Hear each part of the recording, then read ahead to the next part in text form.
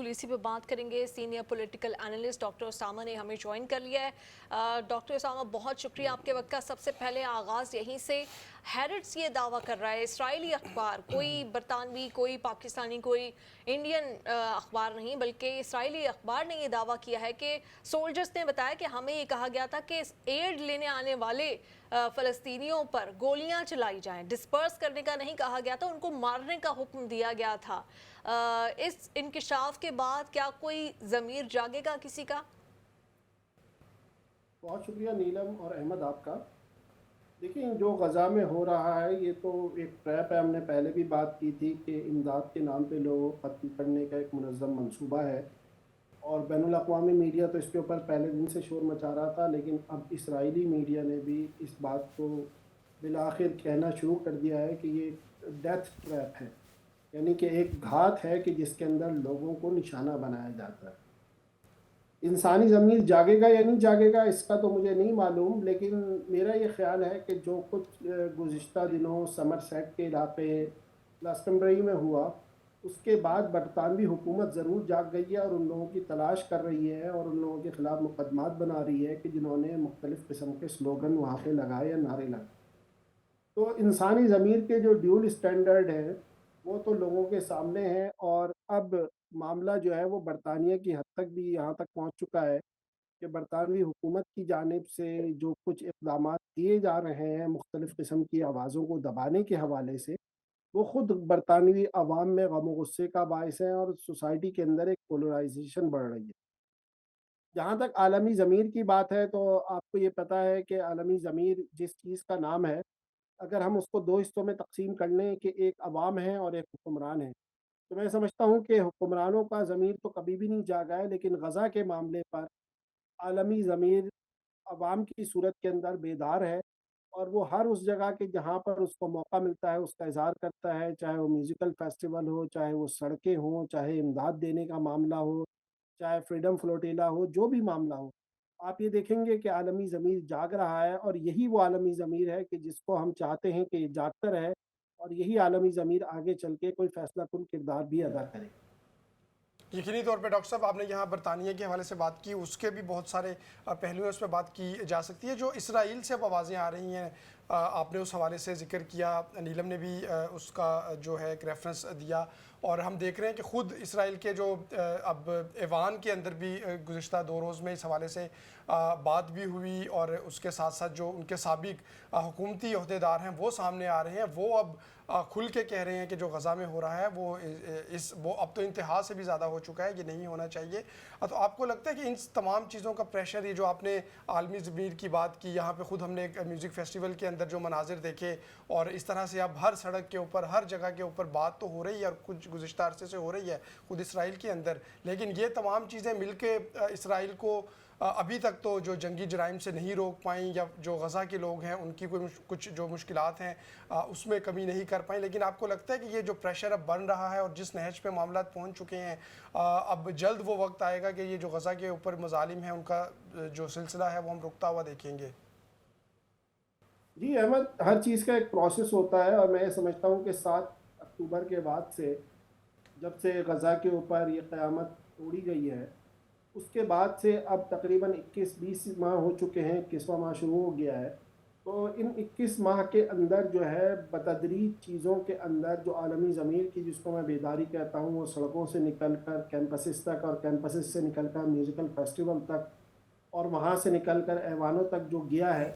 उसके नतीजे के अंदर आप ये देखिए कि इसराइल किस पोजीशन पे चला गया है, और इसराइल को किस किस्म की खफ़त उठानी पड़ रही है उन जगहों से कि जो कि उसके स्ट्रॉन्ग होल्ड थे, जो कि उसकी मदर लैंड कहलाते थे, यानी कि पूरे यूरोप से जो है वो इसराइली लोग दुनिया भर से और यूरोप से ख़ास तौर पे लाके बसाए गए थे जिस ज़मीन पर। तो उस ज़मीन पे जहाँ से वो माइग्रेट करके गए थे, वहाँ पे उनके लिए ज़मीन तंग हो रही है। और मैं समझता हूँ कि ये एक बहुत बड़ा सवालिया निशान है ख़ुद इसराइल के लिए और इसराइली रियासत के लिए। और जहाँ तक बात है कि गज़ा के लोगों को इससे कुछ रिलीफ़ मिलेगा, मैं समझता हूँ कि गज़ा के लोगों को रिलीफ़ बिल्कुल मिलेगा। और ठीक है, उनके लिए मुश्किलात मज़ीद इजाफ़ा हो रहा है, उनको कैद साली का सामना करना पड़ रहा है, उनके ऊपर उसके ऊपर बम बरसाए जाते हैं, اور اس کے اوپر گھات لگا کے ان کو بھی مارا جاتا ہے. لیکن جس مقصد کے لیے غزہ کے لوگ قربانی دے رہے ہیں اس مقصد کے اندر میں یہ سمجھتا ہوں کہ ضرور ان کو ریلیف ملے گا اور بہت جلد ہم کوئی نہ کوئی خوشخبری اس حوالے سے سنیں گے. ڈاکٹر اسامہ میرے پاس پاکستانی شہریت ہے، اگر میں آج پاکستان جاؤں اور وہاں پہ کسی جنگ کا حصہ بنوں جس میں ہیومن رائٹس وائلیشنز ہو رہی ہوں، کیا مجھے واپس آنے کی اجازت ملے گی؟ کبھی بھی ہم نے دیکھا کہ پاکستان کی ایک ایکٹریس ہیں، تھوڑا سا کانٹیکسٹ کے لیے میں بتانا چاہوں گی، انہوں نے ایک میوزک ویڈیو میں کام کیا جس میں کچھ شاید نوجوانوں کے ہاتھ میں کچھ ویپنز تھے، ان کے اوپر یہ سوچا جا رہا ہے کہ یہاں پر انگلینڈ میں یوکے میں داخلے پر پابندی لگائی جائے. لیکن آئی ڈی ایف کے حوالے سے یا اسرائیلی شہریوں کے حوالے سے جو باقاعدہ اس جنگ کا حصہ بنے ہیں اور اس طرح کی human rights violations United nations سمیت 170 سے زائد این جی اوز ہیں جو یہ کنفرم کرتی ہیں وہاں پہ ہوئی ہیں، کیا ان کو واپس آنے کی اجازت ملنی چاہیے؟ دیکھیں نیلم، یہ تو انٹرنیشنل ڈیول اسٹینڈرڈ ہے. اور آپ پاکستانی خاتون سنگر کی بات کر رہی ہیں. آپ یہ دیکھ لیجئے کہ باب ویلن کے اوپر جو بین لگا دیا امریکی ویزا، اس کا ریووک کر دیا گیا ہے گزشتہ دنوں پہ، اور اس کے اوپر کہا یہ گیا ہے کہ تشدد آمیز نعرے لگائے اور تشدد پہ لوگوں کو اکسایا. اگر میں اسی بات کو کسی اور کانٹیکسٹ میں بیان کرنا چاہوں تو آپ یہ بتائیے کہ جو اسرائیل کے دو منسٹرز ہیں جن کے اوپر انٹرنیشنل طور پہ بین لگا ہوا تھا، جن کے اوپر کرمنل چارجز ہیں، ان کو حکومت امریکہ آنے کی اجازت دیتی ہے. بنیامن نیتن یاہو جو کہ عالمی عدالت انصاف کا اور انٹرنیشنل کرمنل کورٹ دونوں کا مجرم ہے، دونوں کی طرف سے اس کے وارنٹ جاری ہوئے ہیں، اس سے جا کے ہمارے حکمران جو ہے وہ جفیاں لگاتے ہیں اور اس کو جو ہے اپنا ہیرو قرار دیتے ہیں. تو یہ انٹرنیشنل ڈیول اسٹینڈرڈ تو سب کے سامنے ہے، اس میں کوئی ایسی بات نہیں ہے، اس میں پاکستانی کی یا امریکی کی یا برطانوی کی کوئی تخصیص نہیں ہے. جس سنگر کی میں بات بتا رہا ہوں باب ویلن، اس کے اوپر جو پابندی لگی ہے وہ آئرش سٹیزن ہے. تو مسئلہ یہ ہے کہ اس وقت کوئی نیشنلٹی کا معاملہ نہیں ہے، مسئلہ یہ ہے کہ آپ کے نظریے کا معاملہ ہے اور آپ کے پوائنٹ کے اوپر معاملہ ہے کہ آپ کس پوائنٹ کے اوپر اسٹینڈ کرتے ہیں. اگر جو عالمی طاقتیں جس چیز کو اچھا سمجھتی ہیں آپ ان کی بات پہ ہاں میں ہاں ملائیں گے تو آپ یہاں پہ تاحیات رہ سکتے ہیں، آپ پوری دنیا میں سفر کر سکتے ہیں. لیکن اگر آپ ان کے خلاف اٹھ کھڑے ہوں گے اور ان کو چیلنج کریں گے اور ان سے اختلاف کریں گے تو پھر وہی ہوگا جو کہ باب ولن کے ساتھ ابھی ہوا ہے کہ اس کا امریکی ویزا ریووک کر دیا گیا. جی اچھا ڈاکٹر صاحب، آج ایک اور جو امپورٹنٹ خبر آئی صدر ٹرمپ کی جانب سے، وہ اگلے ہفتے اسرائیل کا ان کے ساتھ جو اسرائیل کے وزیر اعظم ان کے ساتھ ملاقات تو ہے، لیکن آج ہی انہوں نے صحافیوں سے گفتگو کرتے ہوئے یہ بھی کہا کہ ایک ہفتے میں غزہ میں جنگ بندی بھی کی امید انہوں نے دلائی ہے، اور اس حوالے سے مختصر ہی صحیح لیکن بات کی ہے. شاید اگر کچھ عرصے پہلے بھی وہ اس طرح کی باتیں نہ کر رہے ہوتے یہ بہت بڑی خبر ہوتی کہ صدر ٹرمپ نے جنگ بندی کی بات کی ہے. لیکن ہم دیکھتے رہے ہیں کہ مختلف مواقع پہ مختلف حوالوں سے اب وہ گفتگو تو کرتے رہے ہیں، لیکن جو اگلے ہفتے ملاقات ہے ان کی اسرائیلی وزیر اعظم کے ساتھ، جہاں پہ ایران ڈسکس ہوگا، سیریا ڈسکس ہوگا، یقیناً غزہ بھی ڈسکس ہوگا، آپ کو لگتا ہے کہ جب وہ ایران اور اسرائیل کے درمیان جو واضح کردار ادا کیا امریکہ نے، چاہے جس طرح سے بھی، اور جنگ بندی ہو گئی اس سے پہلے پاکستان اور انڈیا کے درمیان بھی، تو اب موقع آ گیا کہ صدر ٹرمپ اس پوزیشن میں ہیں کہ وہ اسرائیلی وزیر اعظم کے ساتھ ملاقات کریں گے اور اس کے فوراً بعد یا ایک لاہ عمل طے ہو جائے گا جنگ بندی کے حوالے سے غزہ میں؟ دیکھیں احمد، یہ بڑا مشکل سوال ہے، اس کا میرے پاس کوئی واضح جواب نہیں ہے، کیونکہ غزہ کا معاملہ جو ہے پاکستان بھارت جنگ اور ایران اسرائیل جنگ سے بہت زیادہ مختلف ہے. اور غزہ کے حوالے سے دو دفعہ معاہدے کے قریب پہنچنے کے باوجود جو ہے وہ اسرائیلی حکومت کی ہٹ درمی کی وجہ سے معاہدہ نہیں ہو سکتا. اب بھی ذرائع یہ کہتے ہیں کہ کیونکہ ان کو ٹروس کرنا ہے، ان کو جنگ بندی کرنی ہے، انٹرنیشنل پریشر بہت زیادہ ہے، تو اسرائیل اس وجہ سے تمام چیزوں کو جلدی جلدی نمٹا رہا ہے. کل بھی جو ایئر اسٹرائک کی گئی ایک ریسٹورنٹ پہ ساحل کے کنارے، جس کے اندر ایک فوٹوگرافر جرنلسٹ جاں بحق ہوا اور 21 لوگ اور جان سے گئے، وہ بھی اسی سلسلے کی کڑی ہے. تو مسئلہ یہ ہے کہ یہ عین ممکن ہے کہ ڈونلڈ ٹرمپ کوئی ایسی ڈیل کروا دیں کہ جس کے نتیجے میں عارضی جنگ بندی ہو جائے، لیکن وہ پھر اسی بات سے مشروط ہے کہ جو پچھلے دنوں حماس نے جو مطالبات رکھے تھے وہ بنیامن نیتن یاہو ماننے کے لیے تیار نہیں ہے. وہ یہ کہتے ہیں کہ ہم تمام مغویوں کو اس وقت چھوڑیں گے کہ جب غزہ کا بلاکیج جو ہے، غزہ کی سیج جو ہے، غزہ کا محاصرہ جو ہے وہ ختم کیا جائے گا. اور بنیامن نیتن یاہو اس بات کو ماننے کے لیے تیار نہیں ہے. تو یہ ایک بہت بڑا مسئلہ ہے کہ اگر جنگ بندی ہوتی ہے تو کن شرائط کے اوپر ہوتی ہے، جنگ بندی یک طرفہ ہوتی ہے، دونوں فریقین اس کے اوپر راضی ہوتے ہیں، اور کیا مغوی بازیاب ہوتے ہیں. یہ تین بڑے سوالات ہیں کہ جس کے بعد ہی ہم کوئی بات کر سکتے ہیں کہ شاید یہ کوئی دیر پا نتیجے کے حامل ہو. ڈاکٹر اسامہ، پچھلے دنوں آپ نے بھی فلسطین کے اوپر ایک کانفرنس کا انعقاد کیا گیا تھا، وہ اٹینڈ کی. وہاں پر جو شرکاء تھے، کیا آپ نے آبزرو کیا، کیا نوٹس کیا، کیا ان کی جانب سے جو سلیوشن ہے اس مسئلے کے حوالے سے پیش کیا جا رہا تھا، کتنی امید شرکاء میں تھی کہ اس مسئلے کا کوئی فوری حل نکل سکے گا؟ دیکھیں، جو کانفرنس تھی وہ بین الاقوامی کانفرنس تھی، اس میں مختلف ممالک سے ڈیلیگیٹس آئے تھے، اور اس میں وہ فلسطینی بھی تھے جو ایک عرصے سے اپنی زمینوں سے بے گھر ہیں، یعنی کہ 7 اکتوبر سے پہلے وہ فلسطین سے نکال دیے گئے تھے. تو وہ بھی کچھ ایسے لوگ تھے کہ جن سے ملاقات کا موقع ملا. تو میں نے یہ دیکھا کہ بحیثیت مجموعی فلسطین کے حوالے سے لوگ بہت زیادہ پر امید ہیں، لوگ مایوس نہیں ہیں. یہ بات ضرور ہے کہ وہ ان کو غم ہے، غصہ ہے، اور ان کے جذبات عروج پر ہیں، لیکن وہ مایوس نہیں ہیں. وہ یہ سمجھتے ہیں کہ غزہ کے اندر 7 اکتوبر کے بعد سے 20-21 ماہ میں جو کچھ ہوا ہے، شاید وہ 20-21 سالوں میں نہیں ہو سکتا تھا. وہ یہ سمجھتے ہیں کہ پوری انٹرنیشنل کمیونٹی، خاص طور پہ ویسٹ، اس حوالے سے جتنا کلیئر اب ہوا ہے وہ پہلے کبھی نہیں تھا. اور ویسٹ کے اندر سے جو آوازیں اٹھ رہی ہیں وہی ان کے حکمرانوں کو مجبور کریں گی کہ اس مسئلے کا دیر پا حل کوئی تلاش کر سکے.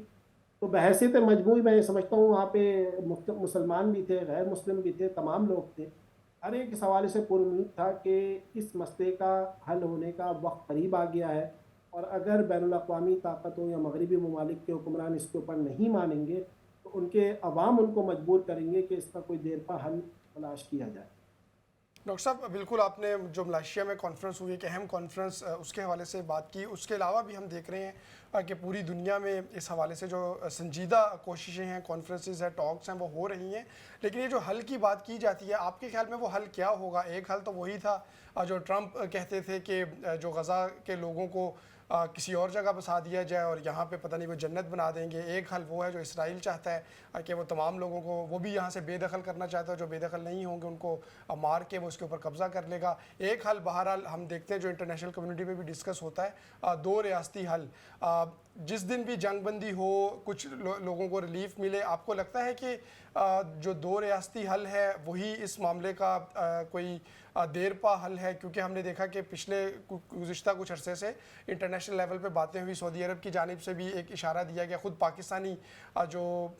نائب وزیر اعظم ہیں اسحاق ڈار، انہوں نے بھی یہ کہا کہ اسرائیل سے جو تعلقات ہیں اسی وقت استوار ہوں گے جب 2 ریاستی حل جو ہے اس کے اوپر کوئی پیش رفت ہوگی یا وہ امپلیمنٹ ہوتا ہوا ہم دیکھیں گے. تو آپ کے خیال میں کہ لوگ تیار ہیں پھر اس حل کے لیے اگر کوئی سنجیدہ کاوش ہوتی ہے؟ دیکھیں احمد، جہاں تک تنازع کی بات ہے اور لوگوں کو ڈسپلیس کرنے کی بات ہے، فلسطینی تو 1917 سے ڈسپلیس کیے جا رہے ہیں، اور 108 سالوں میں فلسطین کی آبادی کو ختم نہیں کیا جا سکا وہاں سے. تو یہ کیسے ممکن ہے کہ اب 20-21 ماہ کی جنگ کے بعد لوگ اس جگہ کو چھوڑ دیں؟ تو یہ ایک بڑا تاریخی تناظر ہے، لمبا تناظر ہے، میں اس ڈیٹیل میں نہیں جانا چاہتا. جہاں تک حل کی بات ہے، ایک عارضی حل ہے اور ایک مستقل حل. عارضی حل تو یہ ہے کہ جنگ بندی کی جائے، وہاں سے مغوی بازیاب ہوں، یہاں پہ غزہ کا محاصرہ ختم ہو. پہلا اسٹیپ تو یہ ہو سکتا ہے. اور مستقل حل یہ ہے کہ اوسلو معاہدے کے مطابق بھی اگر کوئی بات کی جائے تو سب سے پہلے ویسٹ بینک اور غزہ سے جو سیٹلمنٹس قائم کی گئی ہیں اوسلو ایکارڈ کے بعد اور 1973 کی جنگ کے بعد، ان سب سے اسرائیلیوں کو واپس جانا پڑے گا. فلسطینی اتھارٹی کا نہیں، فلسطینی ریاست کا قیام عمل میں لایا جائے گا، جس کا دارالحکومت بنایا جائے گا، جس کا پاسپورٹ ہوگا، جس کی کرنسی ہوگی، اور جس کی ایک سوورن حیثیت ہوگی، خود مختار حیثیت ہوگی. تو یہ معاملہ جو ہے نا، یہ مجھے نہیں لگتا کہ یہ سیٹل ہوگا، کیونکہ جتنے علاقوں پہ یہودی قابض ہو چکے ہیں وہ اس کو اپنی جاگیر سمجھتے ہیں. اور دوسری بات یہ ہے کہ وہ تو اب یروشلم کو اپنا دارالحکومت کہتے ہیں، جو انٹرنیشنل ڈسپیوٹڈ ٹیریٹری ہے، جس کا ابھی تک انتظام آپ سمجھ لیجئے کہ ایک لوکل گورنمنٹ ٹائپ کا انتظام جارڈن کے پاس. تو جب تک یہ 3-4 مسائل حل نہیں ہوں گے کوئی دیر پا حل نکلتا ہوا نظر نہیں آتا. تو اگر اسرائیل اور بین الاقوامی طاقتیں اس کے سنجیدہ حل کی کوشش کریں گی، کیونکہ جو کچھ انہوں نے بھگت لیا ہے 20-21 ماہ میں ان کے لیے بہت کافی ہے، تو پھر ان کو نہ صرف اپنی سیٹلمنٹس کو رول بیک کرنا پڑے گا، بلاکیڈ ختم کرنا پڑے گا، اور فلسطینی ریاست کو، فلسطینی اتھارٹی نہیں، فلسطینی ریاست کو تسلیم کرنا پڑے گا۔ اس کے بعد میں سمجھتا ہوں کہ شاید کوئی راہ ہموار ہو۔ جہاں تک معاملہ ہے سعودی عرب اور پاکستان کی جانب سے اسرائیل کو ریاست کے طور پہ تسلیم کرنا، میں سمجھتا ہوں کہ جب تک یہ تمام چیزیں جو میں نے بیان کی ہیں یہ نہیں عمل میں لائی جائیں گی، جب تک نہ سعودی عرب اسرائیل کو تسلیم کرے گا اور نہ ہی پاکستان اسرائیل کو تسلیم کرے گا۔ ڈاکٹر اسامہ، اسی حوالے سے پاکستان کے جو وزیر دفاع ہیں ان سے ایک سوال پوچھا گیا تھا ابراہم اکارڈز کے حوالے سے کہ ہو سکتا ہے کہ اس پہ جیسے باقی جو کنٹریز ہیں وہ سائن کر رہی ہیں، اور اگر آپ سے پوچھا جاتا ہے تو انہوں نے کہا کہ ہم اپنے نیشنل انٹرسٹ کو دیکھیں گے۔ یہ نیشنل انٹرسٹ اسرائیل کے کانٹیکسٹ میں پاکستان کا کیا ہو سکتا ہے؟ کیونکہ پاکستان کے تو پاکستانی پاسپورٹ پہ صاف صاف لکھا ہے کہ وہ اپلیکیبل ہے ہر جگہ، مطلب قیام پاکستان سے ہی بہت کلیئر ہے پاکستان کا اسرائیل کے ساتھ جو بھی تعلق ہے، یا جس نظر سے پاکستان اسرائیل کو دیکھتا ہے، تو کیا اس میں کوئی تبدیلی بھی آ سکتی ہے؟ دیکھیں نیلم، سیدھی بات تو یہ ہے کہ جو بھی انہوں نے بیان دیا، کس تناظر میں دیا، کس وقت پہ دیا، کس موقع پہ دیا، میں نے اس کو نہیں دیکھا، لیکن اسرائیل کو اگر ریاست تسلیم کرنا ہے تو یہ پارلیمان کا کام ہے، اور پاکستان کی پارلیمان کے اندر اور پاکستان کی سیاسی جماعتوں کے اندر اس حوالے سے بڑی کلیئرٹی موجود ہے کہ وہ اسرائیل کو ریاست جب تک تسلیم نہیں کریں گے جب تک یہ تمام کے تمام پری ریکوزٹ مکمل نہ ہو جائیں، فلسطینی ریاست کا قیام عمل میں نہ آئے۔ اور یہ کسی فرد واحد کا کام نہیں ہے، اگر فرد واحد کا یہ کام ہوتا تو اس سے پہلے بہت سارے فوجی عامر گزر گئے ہیں جو اسرائیل کے بہت قریب تھے، وہ کر لیتے۔ تو میں نہیں سمجھتا کہ پاکستان کے اندر، پاکستانی معاشرے کے اندر، پاکستانی سیاست کے اندر اتنی گنجائش ہے کہ اسرائیل کو ایز اٹ از ریاست کے طور پہ تسلیم کر لیا جائے۔ میں اس کو خارج از امکان قرار دیتا ہوں، اور یہی بات میں سعودی عرب کے حوالے سے بھی کرتا ہوں کہ سعودی عرب کے اندر آپ دیکھیں کہ محمد بن سلمان کا بیان دیکھ لیجئے، شہزادہ ترکی الفیصل کا مضمون آپ دیکھ لیجئے جو بار بار ڈسکس ہو رہا ہے، وہ تمام کی تمام اس بات کی انڈیکیشن ہے، اور شہزادہ ترکی الفیصل ایک عرصے تک سعودی عرب کی جانب سے امریکہ میں سفیر رہے ہیں، تو وہ کوئی چھوٹی شخصیت نہیں ہے۔ تو مسئلہ یہ ہے کہ یہ اسٹینڈ پوائنٹ ہے، اور میرے خیال سے یہ اسٹینڈ پوائنٹ برقرار رہے گا۔ مجھے دونوں ممالک سے کوئی امید نہیں ہے کہ وہ اس حوالے سے کوئی ایسی بات سوچ بھی سکتے ہیں جب تک یہ تمام چیزیں مکمل نہ ہوں۔ صحیح، بہت شکریہ ڈاکٹر اسامہ۔